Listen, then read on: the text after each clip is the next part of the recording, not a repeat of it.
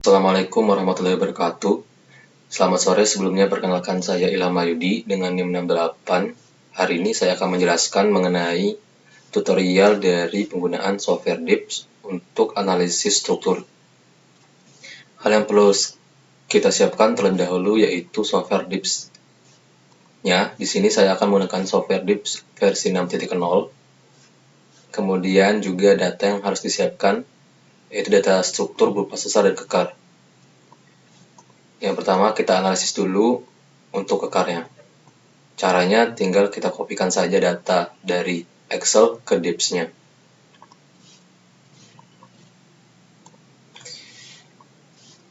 Di DIPS kita klik File, kemudian New, kemudian untuk project settings-nya kita atur orientasinya strike right DIP. Kemudian tinggal kita copy pastekan saja.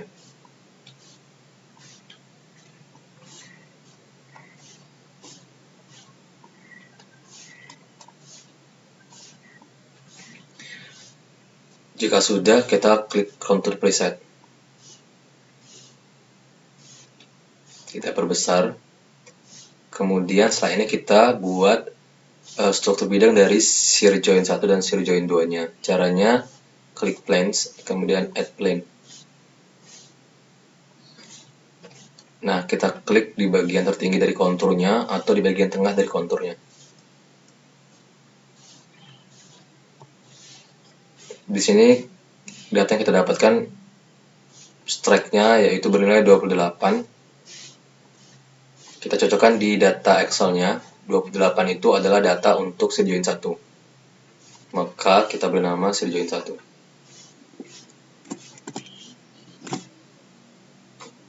Untuk visibility-nya, acak saja bagian pol dan ID agar tidak terlihat saling bertabrakan atau terlalu banyak. Lakukan juga untuk data shear joint lainnya. Lakukan hal sama, plan, kemudian add plan, klik di bagian kontur tertingginya. Kemudian beri nama shear joint 2. Nah, setelah itu kita buat bidang bantunya dengan cara yang hampir sama. Plane, add plane. Kemudian kita klik di bagian perpotongan antara shear joint 1 dan shear joint 2. Dan kita beri nama bidang bantu.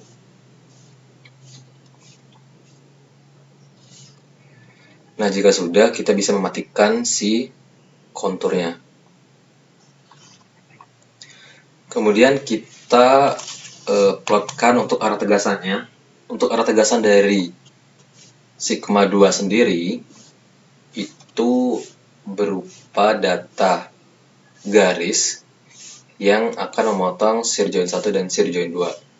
Caranya add trend line, kemudian klik di bagian perpotongan antara shear joint 1 dan shear joint 2. Kemudian klik OK. Nah, itu untuk T1-nya. Kemudian untuk T2 atau sigma 2-nya itu nantinya akan membentuk sudut lancip. Di sini yang kita lihat sudut lancipnya antara shear joint 1 dan shear joint 2 relatif utara selatan. Sebelumnya untuk tahu arah tegasan pastinya, kita lihat dulu si strike dari kedua shear joint-nya.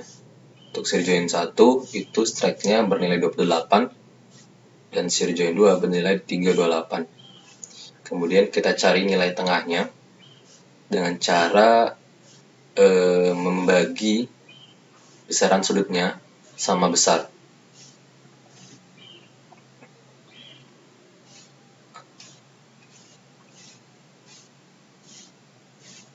Caranya tinggal kita kurangkan saja. 28 dikurang 328. Karena hasilnya minus, kita jumlahkan dengan 360.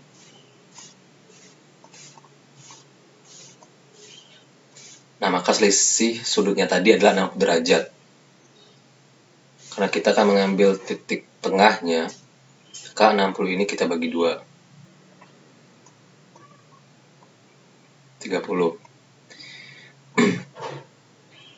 30 dari 28 itu adalah 358. Maka kita plotkan saja trend line-nya atau garisnya dengan nilai 358. Kemudian klik OK. Nah, itu merupakan arah tegasan dari T1-nya. Untuk T3-nya itu bernilai 90 derajat dari T1. Berarti tinggal kita tambahkan saja 90.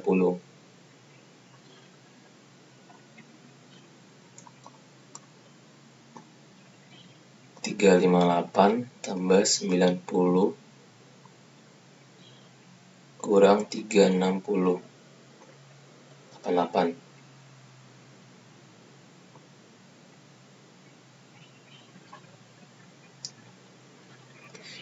Nah, karena 88 itu kan di kuadran 1 dan itu nggak memotong bidang bantu, maka kita dekan saja menjadi 180 ditambah 88, yaitu 268.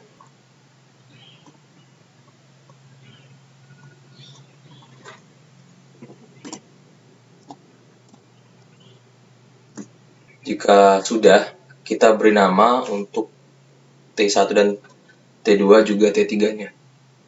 Caranya add text. Untuk T2-nya tadi yang ini.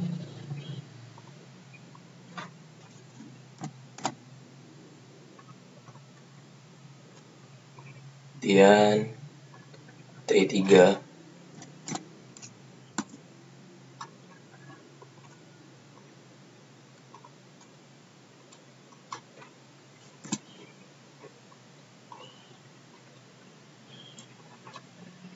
dia yang ini T1.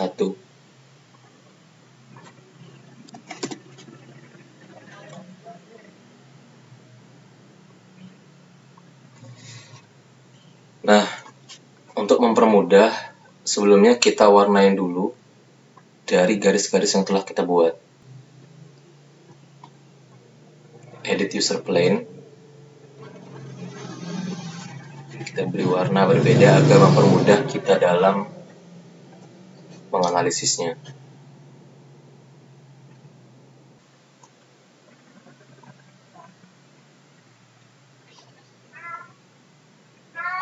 Oke, selanjutnya kita akan tentukan extension join dan juga release join-nya.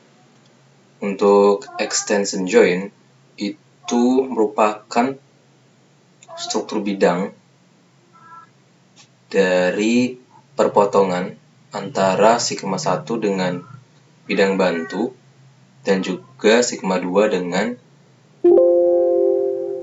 shear join 1 dan shear join 2. Caranya kita sama seperti yang tadi, plane kemudian add plane. Kita cocokkan di sepanjang bidang bantunya itu akan memotong T1 dengan bidang bantu. Kita lihat T1-nya itu yang tegak, kemudian bidang bantu yang ini. Maka ini. Kemudian dengan T2 dengan perpotongan shear join 1 dan shear join 2. T2 itu yang ini. Dan perpotongan antara shear join 1 dan shear join 2 itu yang ini. Nah,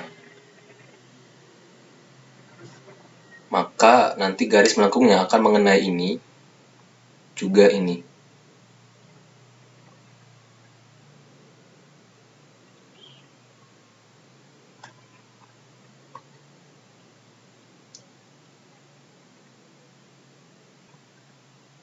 Kemudian kita beri nama extension join. Dan oke. Kemudian untuk release join-nya, caranya hampir sama. Hanya saja nantinya akan melewati titik potong antara T3 dengan bidang bantu, yaitu yang ini. T3 itu dengan bidang bantu adalah yang ini. Juga T2 dengan sirjoin 1 dan sirjoin 2.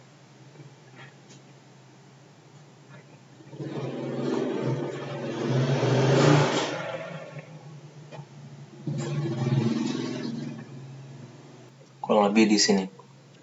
Kita namakan release join atau RJ.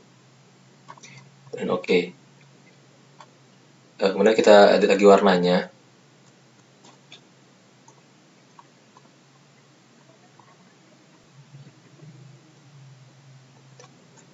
Nah, jika sudah, kita catat data dari sirjoin 1, sirjoin 2, extension join, dan juga release join itu sebagai data struktur bidang.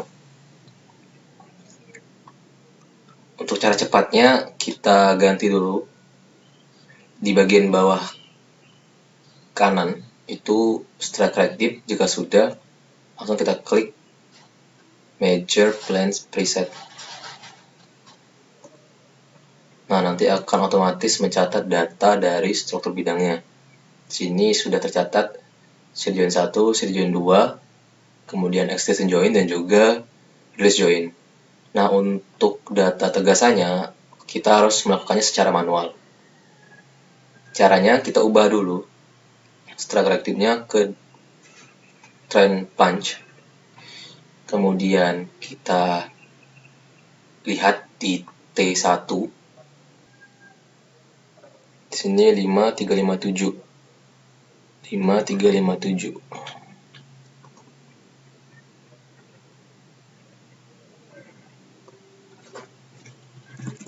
5 not 357 is. Kemudian untuk auto 3 itu 29268.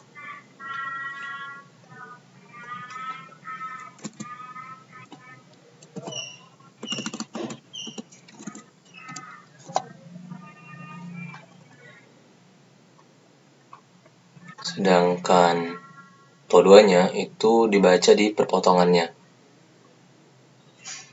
dari sirjoin 1 dan sirjoin 2. Sekitar sini yaitu 6097.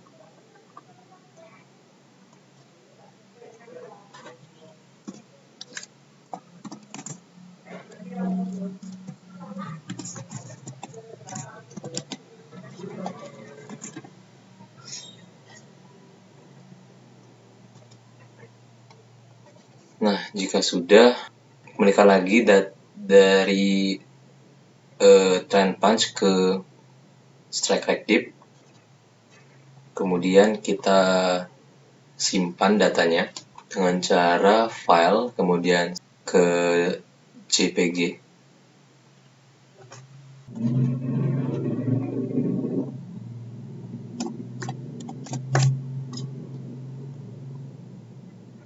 Itu merupakan langkah-langkah untuk analisis dari card. Selanjutnya yang akan kita analisis adalah data sesar. Di sini caranya hampir sama. Kita inputkan dulu data sesarnya ke dalam DIPS.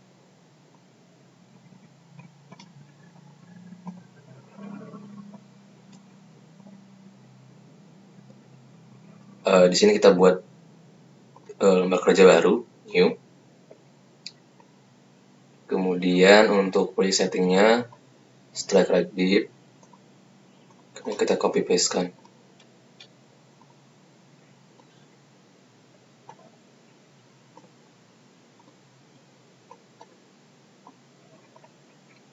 Jika sudah, langsung kita klik control preset. Kemudian kita buat struktur bidang dari SFGF-nya.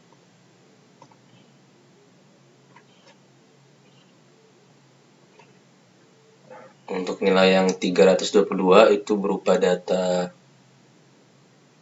GF atau Gauge Fracture. Visibility-nya, kemudian oke. ya, bukan untuk data bidang yang SF.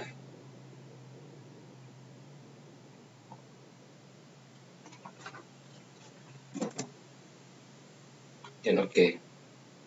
Selanjutnya kita buat bidang bantu.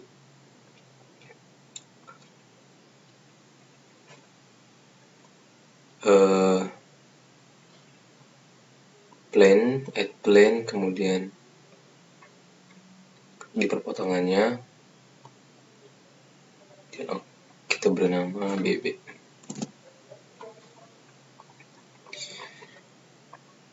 Jika sudah, kita matikan saja konturnya. Selanjutnya yang akan kita buat adalah arah bereksiasinya. Di sini arah bereksiasinya kita asumsikan sebagai bidang sesarnya. Di sini untuk data bereksiasinya bernilai 273.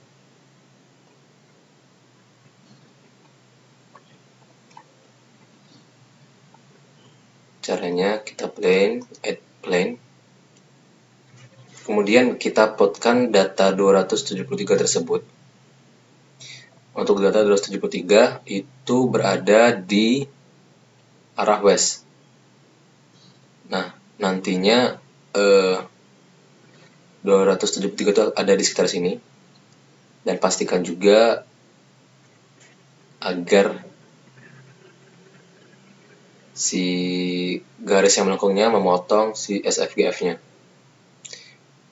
Dan kita klik juga di bidang bantunya. Oke, jika sudah beri nama bidang sesar, atau boleh juga bereksiasi. Di sini saya singkat BS.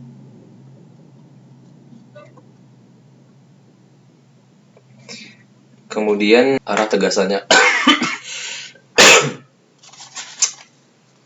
Caranya hampir sama seperti yang pada analisis kekar. Untuk sigma 2 itu merupakan perpotongan antara SFGF.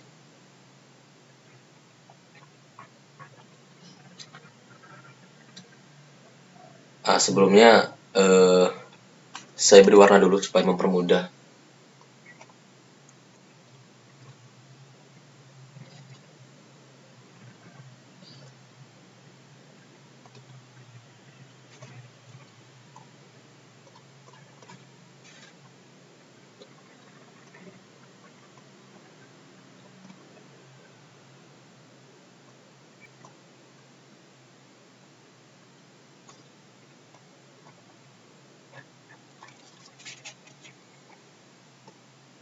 Nah, untuk tren lainnya tadi itu di perpotongan SFGF di sekitar sini.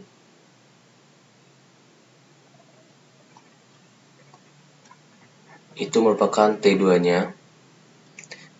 Kita beri nama saja langsung add text.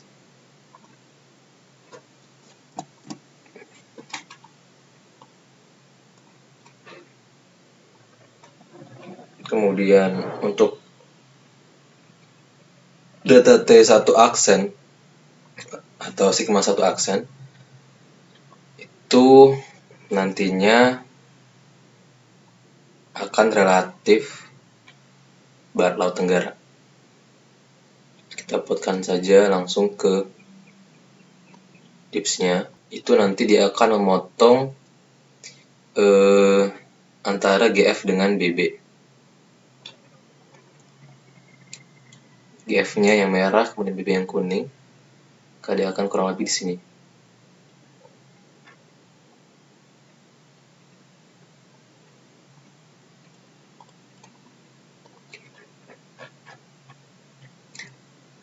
Nah, setelah kita tahu sigma 1 aksennya, maka dengan begitu kita bisa mencari si sigma 1 maupun sigma 3 dan sigma 3 aksen.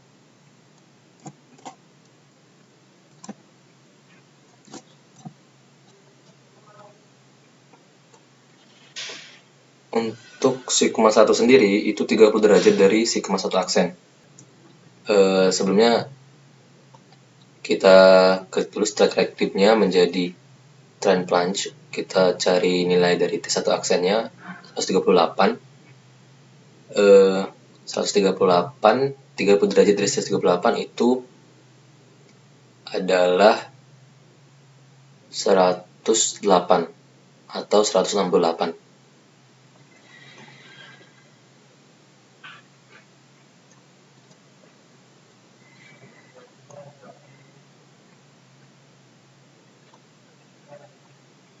Nah, karena tadi sigma 1 itu searah dengan sudut lancip antara perpotongan GF dengan bidang sesar, maka nilai yang cocok untuk T1 adalah 108.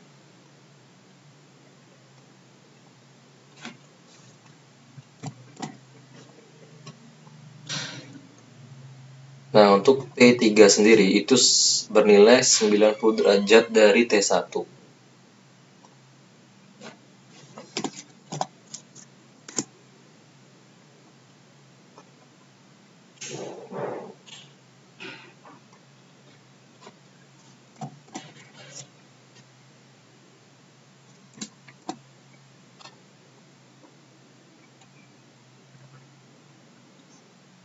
Nah, kemudian untuk sigma 3 aksen itu 30 derajat dari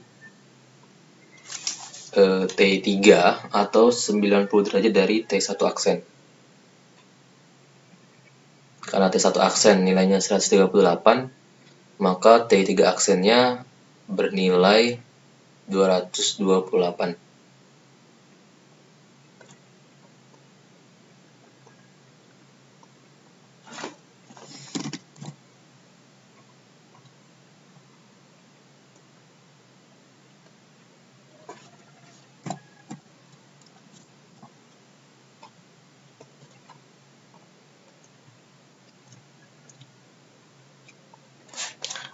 Jika sudah, kita plotkan untuk data netslip-nya.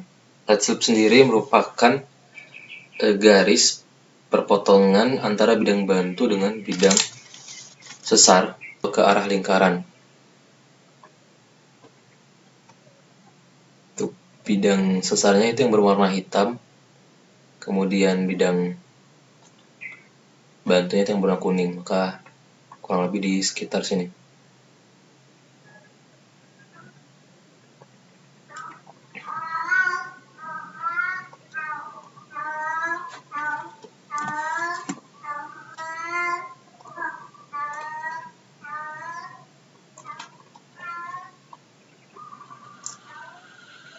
Nah, dari sini kita bisa tahu arah tegasan nantinya akan membuat pergerakan sesarnya ini seperti apa. Karena kita tahu arah tegasan utamanya itu relatif barat laut tenggara,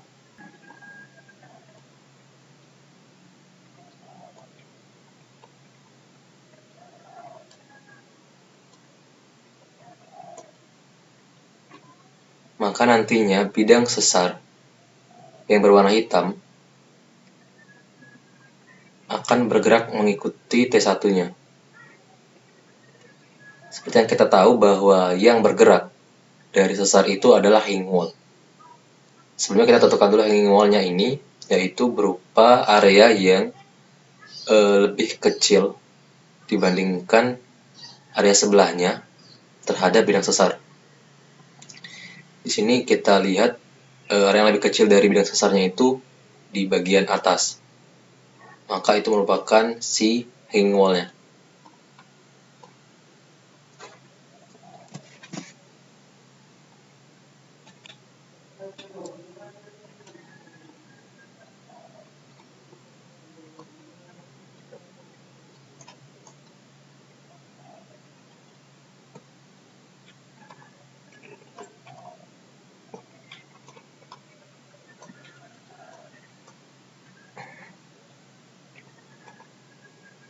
Yang di bagian bawah merupakan dari footwall-nya. Maka pergerakannya nantinya akan kurang lebih seperti ini.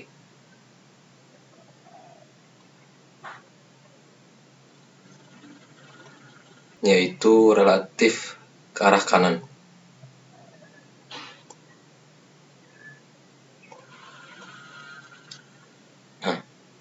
Kemudian untuk net shape-nya, net shape sendiri akan mengikuti arah dari hanging wall-nya. Karena hanging wall-nya bergerak ke arah relatif timur atau di sini masuk, maka net shape-nya sendiri akan ikut masuk ke bidang sesar. Kurang lebih seperti ini.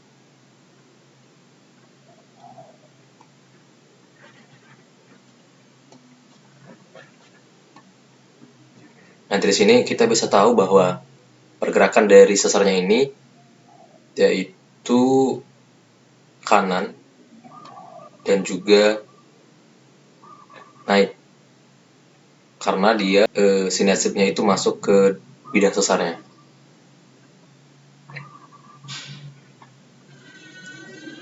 Ini kita catat saja supaya tidak lupa.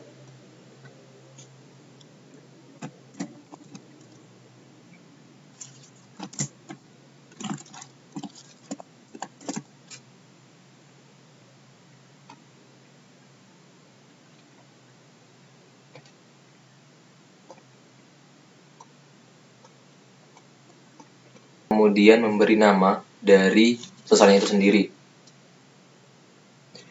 Caranya kita ubah dulu ininya tadi ke turn plunge jika sudah. Kita catat untuk data garis-garisnya atau net stripnya 274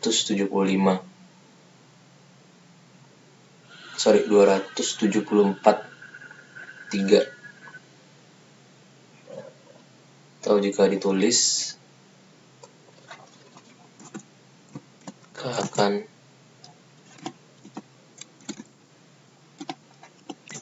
seperti ini 274.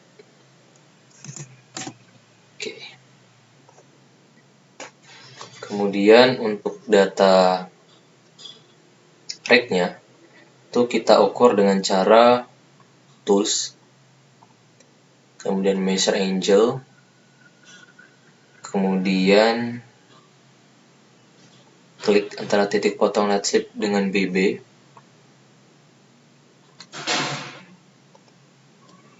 ke lingkaran terluar. Nah, di sini nilainya 3,16 derajat. Atau kita bulatkan saja menjadi 3 derajat.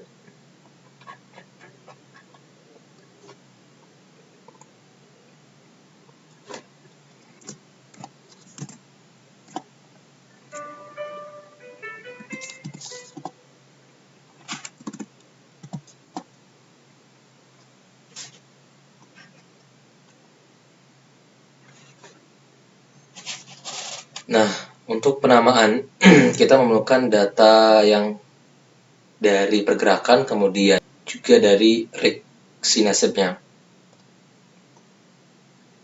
Untuk data dip dan sesar, itu tinggal kita ubah saja trend plunge lagi ke strike right dip, kemudian kita klik measure plan preset. Otomatis data dip dari bidang sesar akan tertulis. Di sini data dipnya itu 69.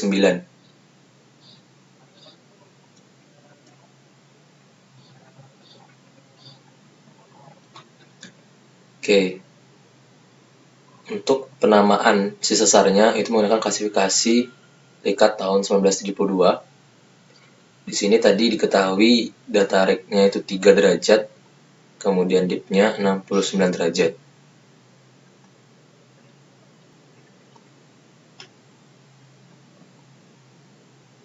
Nah, untuk pergerakannya sendiri tadi naik kanan. Kalau yang kita buat itu ada di area kanan sebelah sini, di bagian atas. Untuk rake-nya tadi 3 derajat. 3 derajat itu di sekitar sini. Dengan dip 69. Klasifikasinya itu di nomor 7 yaitu right slip fault atau sesar mendatar kanan.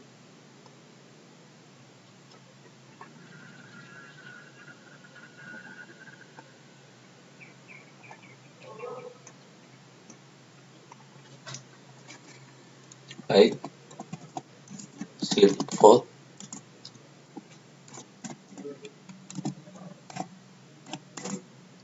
urut, record, tahun 1972.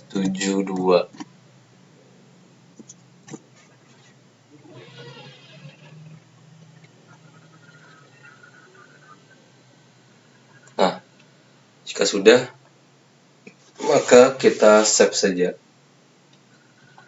dengan cara file, kemudian export image file, dan kita beri nama.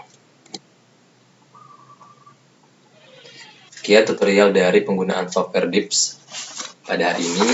Apabila ada salah kata saya mohon maaf. Saya akhiri. Wassalamualaikum warahmatullahi wabarakatuh.